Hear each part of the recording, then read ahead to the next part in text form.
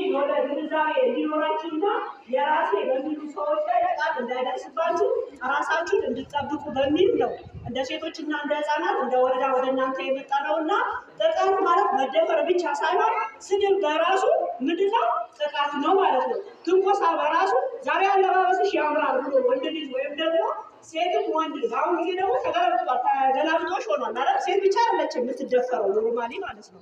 ወንድም እየተደፈረ ነው። እንደ ሴቶችና እንደ ሴት ለትምህርት ነው እንድስቁ አይደለም። ወንዶችም በአሁኑ ሰዓት እየተደፈሩ ነው።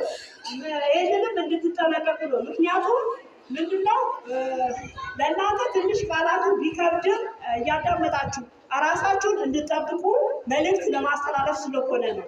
ምክንያቱም የ7 ዓመት እንዲሁም የ3 ዓመት ህፃን ልጅ የ3 ዓመት ህፃን ልጅ መቼም ልብሷ ወይም ደግሞ አለባበሷ የ9 ወር ህፃን ልጅ ትደፈራለች እና ይህንን እንድትጠነቀቁና ይሄ ደግሞ እየሆነ ያለው እንደ ድሮ በሌላ ሰው ወይም ደግሞ በተለያየ አካል ሳይሆን የራሳችን ቤተሰብ የራሳችን ወንድም አጎት እንዲሁም በቅርብ በሆነ ሰው ስለሆነ እንድትጠነቀቁ የተለያዩ ምልክቶችን ወይም ደግሞ የተለያዩ ትንኮሳዎች ሲደርስባችሁ ለራሳችሁ ለእናት ወይም ደግሞ ለቅርብ ወላጅ እንዲሁም ለትምህርት ቤት ደግሞ እንደዚህ አይነት ትንኮሳዎች ቤት ውስጥ አለ